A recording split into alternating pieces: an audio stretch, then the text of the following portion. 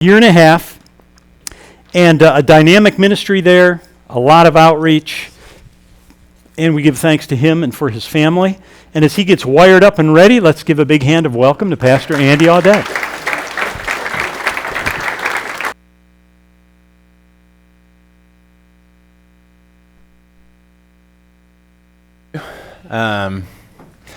Does anybody else want to just skip this and go straight to the table talk based on what we just heard? I'd be okay with that. Well, thank you for having me. This is a really challenging, for me, moment, I think, because I think the expectation when we talk about what a new generation needs from the church, and to kick it off with community, I think the challenge and the temptation for me is to try to present dynamic ministry ideas and programs that will provide for you an infusion of people that would maybe look like me or younger or something like that. And if you just do these things, then you will get that next generation. And I think that that's profoundly false. I don't think that there's anything that us at these tables could just simply do in ministry programs that all of a sudden the young people will just start flooding our doors. Now, this is a really challenging thing to bring forward to us because millions of dollars are at stake in the books that we would write and the conferences that we would put forward to help convince us that this is what the next generation needs from the church. However, I don't think that that's the case. And in fact, when I walk around and I talk to people my age and younger who have found themselves in ministry or have found themselves in church, and you ask them the reason why, I never really hear of the dynamic ministry program that brought them to faith and brought them to community. What I almost always hear is your names. You found someone. You talked to someone. You walked alongside of someone. You were with someone, and now they're here because of you. And so what I would love to be able to do and to present and to argue for us today is that the next generation really needs a church that is increasingly gospel-centered. And that is something that every single person in this room today, whether you are pastor, DCE, SMP, on the way, whether you are overseeing a ministry, is something that every single person in this room can say, this applies to me. I can. There's no excuse of I don't have enough resources. Oh, if I was young like you, or if I just had the young people that would get the young people, that excuse goes out the window because each and every one of us are stewarding the gospel in our locations, and the next generation needs you to do that increasingly. Steward the gospel and to create a community where the gospel is actually center, and it's the gospel that's center, not anything else. And so when I came to St. Paul and I came in as associate pastor, our senior pastor at the time, who's sitting right over here, and this is a gesture I learned from him when he wants to emphasize a point. When he was preaching, he would go right like that. And so John Messman is right over there. And he sat our leadership team down, and he brought us into a text that I don't normally deal with in John chapter 3. In John chapter 3, we have this wonderful moment where Nicodemus comes and sees Jesus at night, and they're having this conversation back and forth, and it culminates in Jesus speaking and summarizing the gospel in a way that has gone down in history.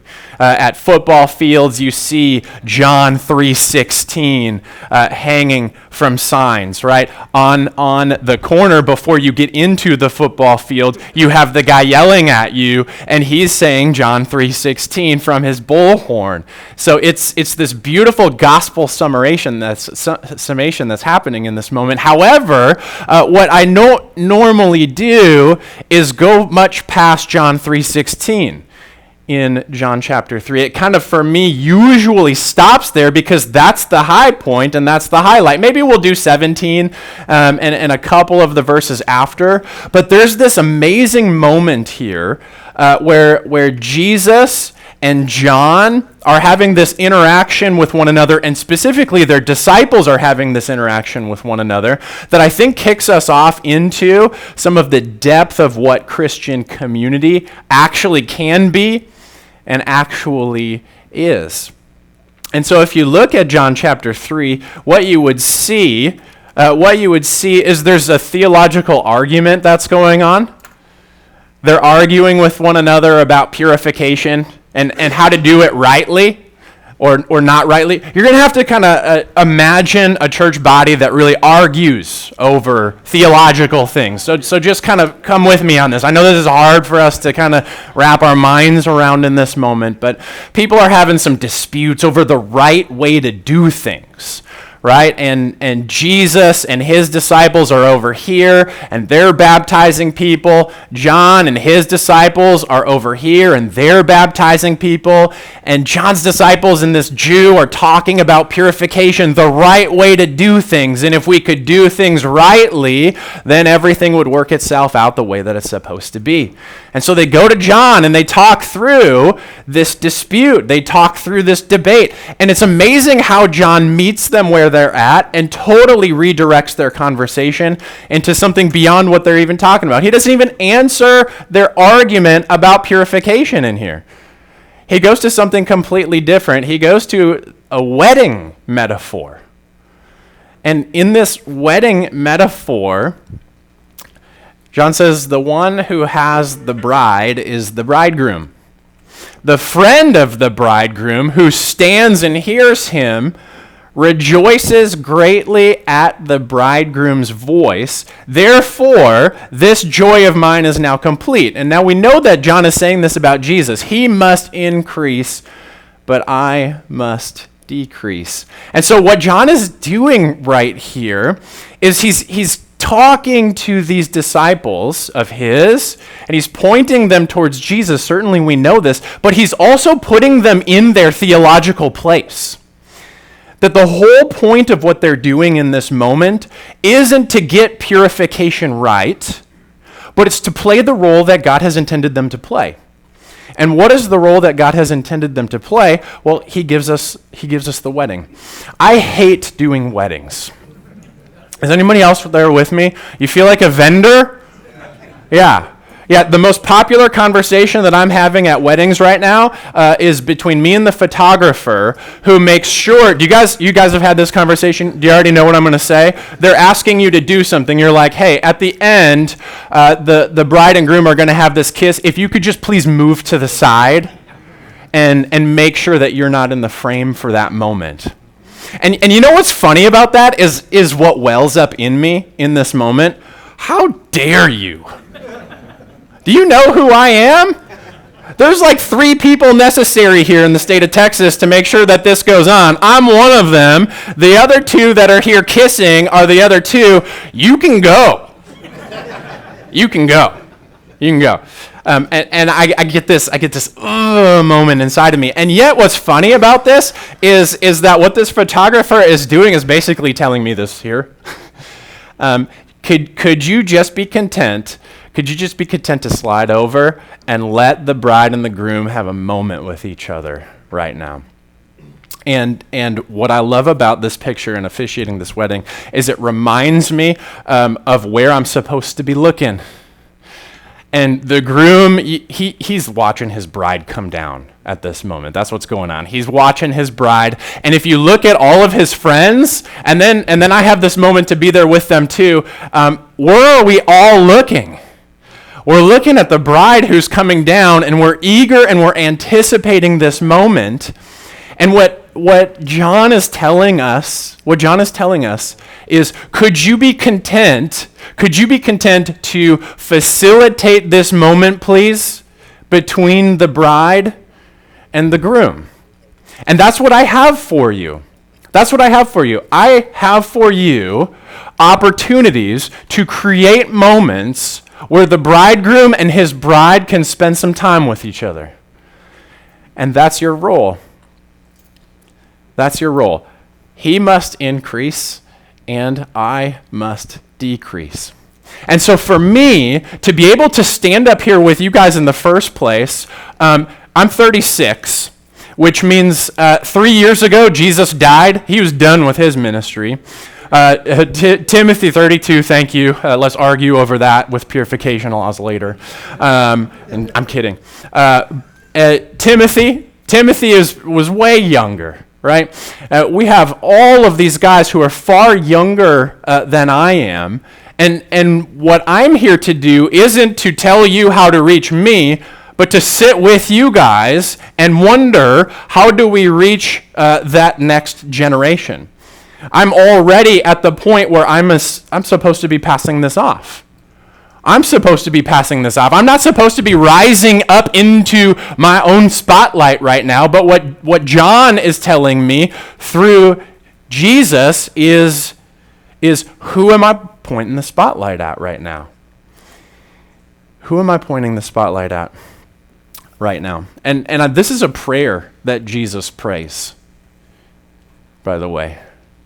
John 17 is a beautiful thing. If you have a Bible that's got the red letter Bible, it's all red.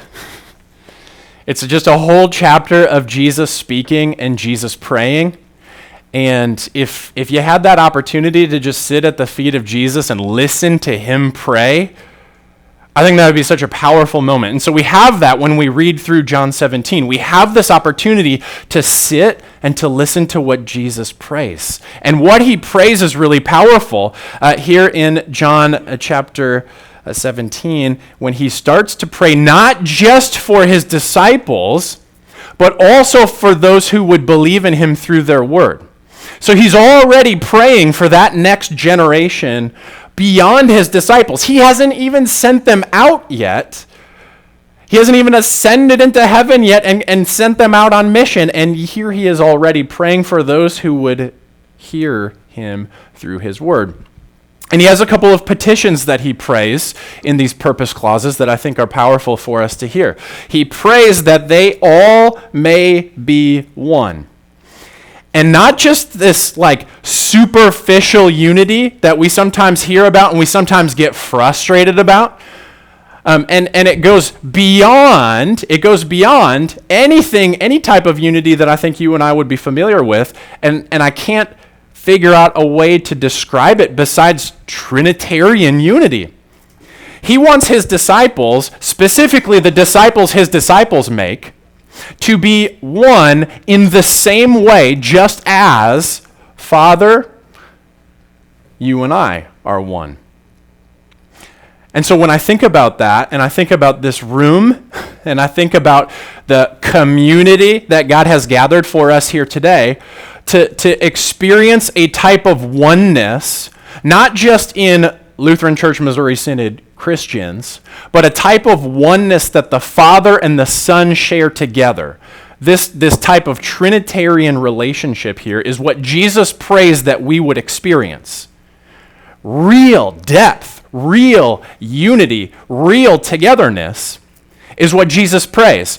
And that in that level of connection and closeness, they would also be in us. And so that doesn't mean we're not allowed to dispute. It doesn't mean we're not allowed to dispute purification laws, right? Because the closest people in your life typically are the ones you argue the most with. They're the ones you fight the most with. And I've actually learned to come to enjoy our district conventions quite a bit because of this. I realize that the things that we argue about and the way that we argue with one another doesn't come from this attitude of I don't like you, but it actually comes from we're brothers in this together, and I love you so much that I'm willing to fight you out on what it means to faithfully practice the gospel. And we have that level of connection with one another. By the way, we could look at some other denominations and we could look at the things they're fighting about. Whether or not a book like this is real and authoritative, whether or not our identities are looped into our sexuality, or whether or not our identities come and are given to us in baptism through our Lord and Savior. I'll take our arguments. Let's argue about Concordia. Fine. I'll take that. I don't have to argue over whether this is God's word with you. We get to argue about some particulars. And so there's room to argue, but in our arguments and in our connections to remain fully fixed and focused on Jesus. And then he gives us a final purpose clause here, so that the world may believe that you have sent me. And so here's what I love about this prayer of Jesus when it comes to a gospel-centered community. Notice here we haven't even talked about age yet. We haven't talked about ethnicity yet. We haven't talked about programs. We haven't talked about generations. We're simply talking about a community of gathered believers that Jesus is praying for. And he's praying for them to be united together at this Trinitarian level of relationship, focused on the Godhead, that they would be not only together, but together in us, with that outcome, so that the world would know that this is how they're going to come to believe in Jesus. Sorry, I got cut off. But this is how the world would come to believe in Jesus, is that level of unity together, and that level of unity together focused on Jesus. That's the way that Jesus says the world would know. It's not through program XYZ. It's not through if you can just achieve this level of diversity. It's not through, it's simply through united in the gospel. And we don't have to pretend. We don't have to pretend that that's not the thing. This is actually what we hold as the highest and most holy thing in our church body, is the gospel of Jesus Christ.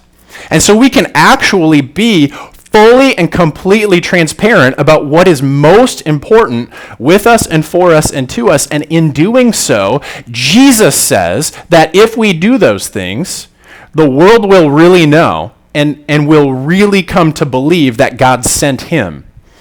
And so our outreach to the world can best happen, Jesus says, when we are united together and fixed and focused on him. Now, as we heard just a second ago, the natural outflow of that is do something, and we will. But emphasizing and focusing on a community like this is just really, really powerful. And so I want to imagine in our communities just for a moment a gathering, and to ask a few questions about a gathering like this. We're going to talk about technology a little bit later, Nathan, and I just plugged into an AI generator. I need a picture, and this is literally what I put in there. I need a picture of men gathered around a table at a Bible study. So this is what an AI generator thinks that looks like, which I think is interesting. And so if you see your face in there, it's blame the AI. When I see my Christian community gathered, I have some questions based on the prayers of Jesus. And are they answered in our Christian communities gathered together? What would appear to be uniting us? And is it the gospel? Another question would be, where do we seem to focus? How do our young people perceive us? I'll be really honest with you. We have some men's Bible studies that happen in our community that I would never invite a young person to come to. I would never do that. Now, why? Is it because I don't like those people? No, I love those people. I think they're great, God-fearing, wonderful men. Why would I not do that? Because this Bible study, the one I'm thinking about in particular, maybe the two I'm thinking about in particular, have a liturgy that's a part of their Bible study gathering. Maybe yours would have a similar liturgy, and it looks like this. They all get together at the table, and they order their beverages and their light snacks and their foods and things like that. And in the liturgy, it begins with, why is Biden doing X, Y, Z? Can you believe this guy? What is up with him? And so once we exhaust that part and we kind of complete that part of the liturgy, then we'll take a turn and we'll talk about how silly and stupid electric vehicles are. And if people could just embrace our good and God-given natural resources like oil, oh my goodness, that would just fix everything. And then after that, see, I hear a clap going on. Thank you. And after that's done, you flip a coin. If it's heads, we're going to talk about LGBT. And if it's tails, we're going to talk about abortion. Okay? And so you never really know which direction it's going to go. And then when that's done, we open up our Bibles and we read through, and these good, amazing, God-fearing men have a fantastic conversation that is truly inspiring and lifts me up and are encouraging and are loving. And I wish that is the part I could have the young person come to, because they would be encouraged and lifted up and built up. However, they have just experienced 30 minutes of all of the reasons that either they're not welcome if they hold a different perspective, or, and here's the thing, a lot of them don't actually hold a different perspective. They would just love to attend these conversations with a two-way street. And so, if we're going to talk about Joe Biden, well then let's also talk about, you name your conservative dude who's making mistakes, or God help us, maybe Joe's done some good stuff that's worthy of considering too. Hold your comments, okay? And we could just have a two-way conversation about that and show that we are thoughtful, and show that we are informed, and show that we are open to things that go beyond gospel proclamation. And so when I see my Christian community gathered, I sometimes don't see a younger generation because they have not yet formed these thoughts and opinions. They have not yet solidified them. Some of them will become staunch conservative men, but they're not there yet. Others of them will not go that direction, and this Bible study shows them they're not welcome there. They're not welcome there. And so where do we seem to focus when our Christian community gathers? I would invite you to attend to the conversations that you hear when you hear them gather. What do they talk about? What is the small talk? Because the small talk is liturgy. It's part of your community. It's part of your belief system. And when your congregation does this over and over and over, this liturgy gets solidified, and then I hear with my ears, I'm not sure I'm welcome here unless I keep my mouth closed. And what we're going to hear and experience is that the next generation doesn't want to keep their mouth closed.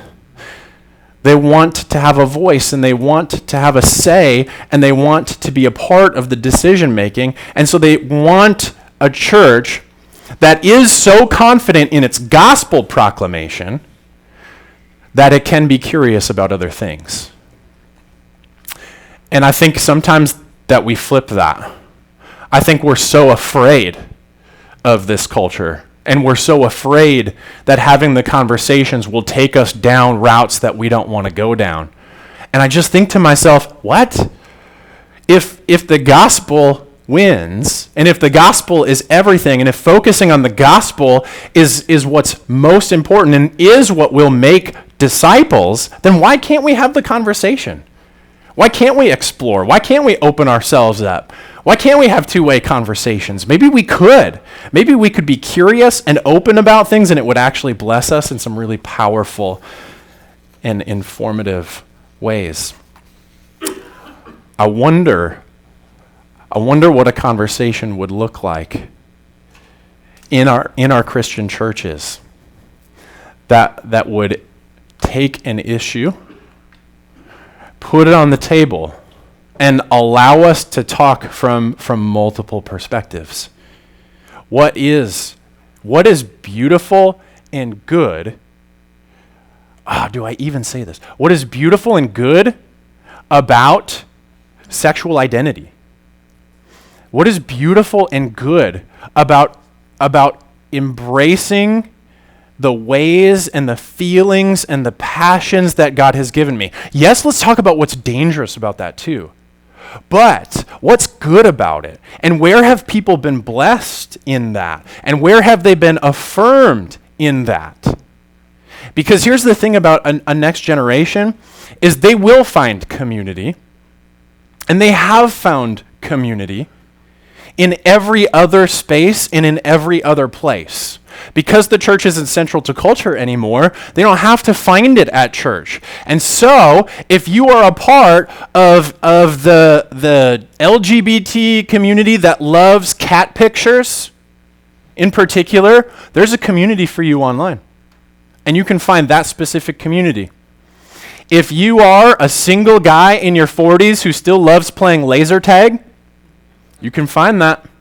It's online, waiting for you. You can hyper specifically find your community online. You don't need to find it in the church. And so the question is no longer, what can we do to attract young people? The question is, what do we have that's worth it for young people?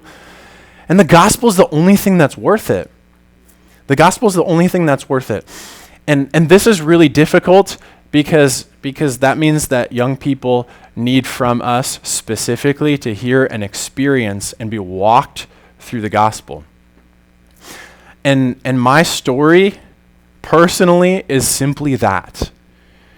As I was listening to President Newman talk about a hand over, was it a hand down? Hand down and hand over. I was thinking in my own mind, where do I go with that? Because Lutheran Church Missouri Synod is nowhere in my family's history.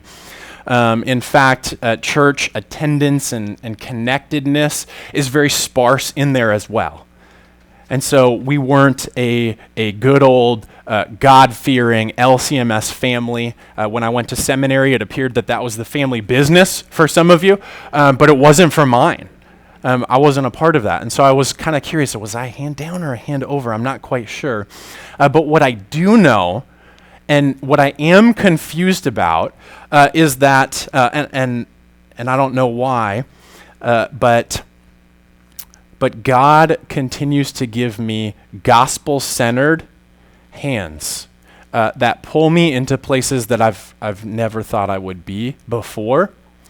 And it doesn't mean I have to get it right, because immediately, even after Jesus prayed, people got it wrong. There's a reason Paul had to write this letter. There's a reason Paul had to talk to these Corinthians and tell them, hey, I remember Jesus' prayer. I still think that's true, and I still don't want you to have divisions. And that was how many years after? Not very many. I want you to be united in the same mind, Corinthian church. And here's what I'm seeing. You guys have so diverted so quickly. Some of you are talking about Paul. Some of you are talking about Apollos. Some of you are talking about Cephas. Some of you are talking about Jesus. And why is God's church divided? He's already asking them that question. And so our sinful flesh is going to seek to divide us on anything and everything but Jesus. And so we will constantly find divisions in politics. We will constantly find divisions in approaches to technology. We will constantly find divisions in the best way to do maybe purification even. I don't know. Certainly the supper we'll find. And the fact of the matter is, though, that God's church doesn't have to be afraid of that, because they have something that they can be so confident in, that they can hold loosely, a two-way conversation for the next generation. And then what they need in that, and what I needed in that I didn't even know I needed, was a church that was so confident in its gospel proclamation that it would simply, again, I got it cut off, sorry, that's my fault, that it would give the task to them. So the next generation needs a church that is so confident in its gospel proclamation that it would give the task to them. That it's so important, and yet it is so pure and good that we can give this task to them. We don't have to wait for them to be good enough. We don't have to wait for them to be appropriate enough. We don't have to wait for them to dress the right way, to look the right way, to think the right way, to get the right education. We can just simply give the task of gospel proclamation away to them. This is the anecdotal stuff.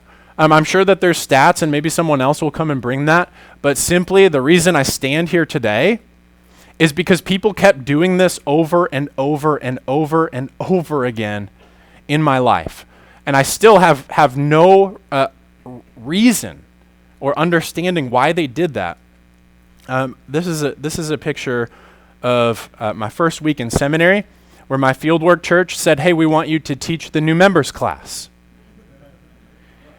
And so there I am, standing in front of new members at a church that I'm just placed at, and I'm ready to talk them through, what does it mean to be a member here? Did I have any idea what I was doing? Absolutely not. I had no idea. I knew to pray, and I knew the gospel, and that was basically it. And they put me in a chair, they gave me a voice, they gave me a platform, and this has been the thing that over and over again people have done for me. I don't know why, but people keep handing me microphones. They did that for me when I was a young kid in high school, and they gave me a microphone and they told me to start speaking to people. And so I just did. And you know what? There's a lot of theological errors in what I said. Oh man, we had to do major cleanup for high school Andy. And then we still had to do major cleanup when I was invited as a college student to come and to go to a church in New Orleans after Hurricane Katrina happened, and to lead high schoolers as a college student through the cleanup, but then to also give a Bible study to them. I was a pre-med student at that point, and I had no idea how to do a Bible study, and so I just sat there with a Bible and started talking through God's Word. We had a lot of cleanup to do after that. Not hurricane cleanup, theological cleanup. It was incredible. Works righteousness was all over the place. It was crazy. And people kept giving me things to do that were far above me. As a new seminary student right out, I can't believe this, but they let me plant a church.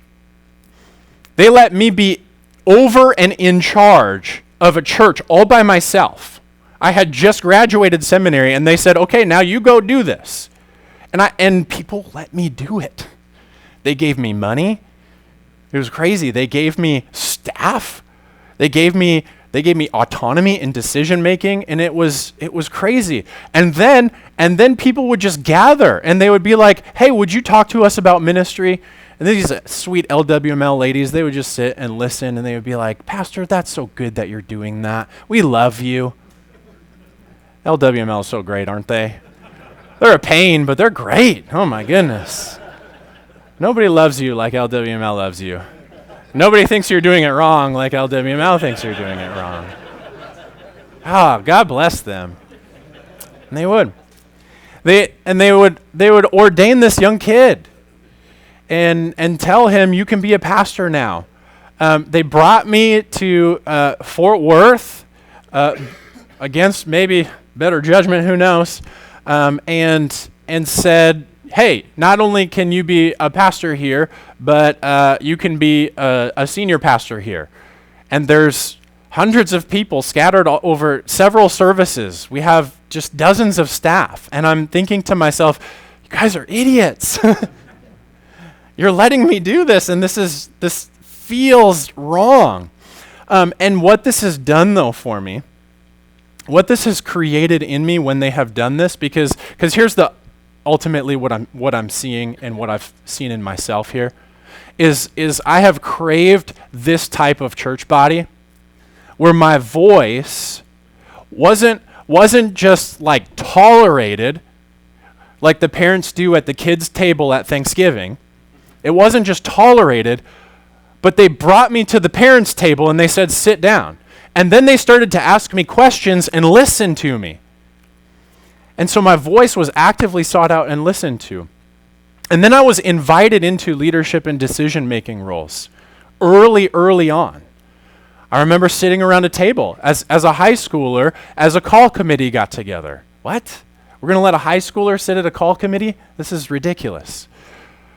Or as I talked about, being invited to be a young adult leader, to give Bible studies, to just be thrust into positions of leadership that I constantly said no and you should find someone else, and I was constantly rejected and said you have to do this. Because others saw me as ready long before we feel it and believe it and actually are ready. And here's the thing, we will often look at these young generations and we will wonder, why aren't they in church? Why aren't they participating in things? Why aren't they coming to things? Why aren't they stepping up? And you can say, I want to do 1 and 2. Why aren't they doing it? And the answer is they don't feel like they're ready for it. They don't feel like they're equipped for it. They don't feel like they're old enough for it. They don't feel like they're good enough for it. They don't feel like they know enough to do it. And what they need is they need you to go to them and say, hey, I see in you this. And I want in you this. And then you put them where you see them, and you put them where you want them. And what you will do for them is what you did for me, which was at the age of 36 now, I love the Lutheran Church Missouri Synod with a passion that will never end, despite my own complaints and despite my own concerns and despite my own failings for this sweet church body. But I love her.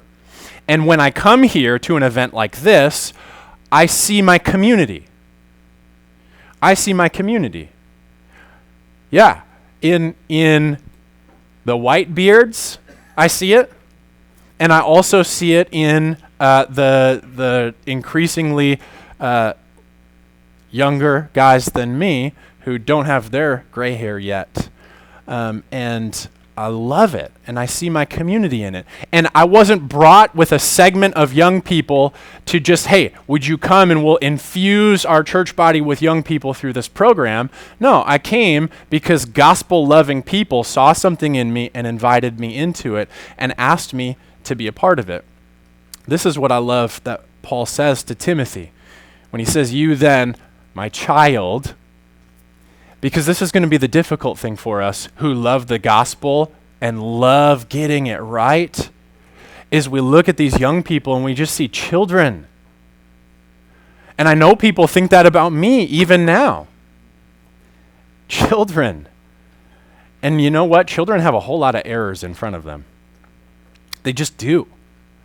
But you, my child, Paul says to Timothy, be strengthened by the grace that is in Christ Jesus, and then what you have heard from me in the presence of many witnesses. This is the thing that I think is so powerful. Paul is already telling Timothy to entrust it into others. So it's not Paul saying, hey, I'm entrusting this with you, go be good. He's already telling Timothy, young child Timothy, to go entrust it into other people also who would be able to teach others. And this, I think, is the powerful core of some really beautiful community. Really beautiful community to stand at the wedding feast and to give it away. This is my own quote. As I've kind of thought through this concept, a lot of smart people have put up with a lot of my dumb decisions, and I love this church because of it. And I feel connected to this church because of it. I mean, this is even a moment right here that will probably be formative to me. A church filled with probably any other person who could come up here and do this equal or better. And yet they say, no, Andy, you go do this.